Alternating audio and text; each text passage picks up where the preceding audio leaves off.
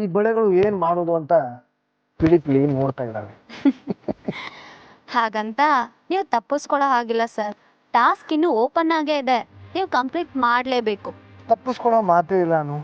ನಾನು ಹೇಳಿದ್ನಲ್ಲ, ಇನ್ನು ಯಾವ ನಿರೀಕ್ಷೆಗಳು ನಾನು ಸುಳ್ಳು ಮಾಡಲ್ಲ ಅಂತ.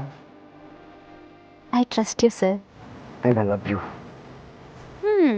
ಇದನ್ನ ಈ ಚಾಲೆಂಜ್ ಕಂಪ್ಲೀಟ್ ಮಾಡಾದ್ಮೇಲೆ ಹೇಳಿ. ಸರಿ, ಮಾಡ್ತೀನಿ.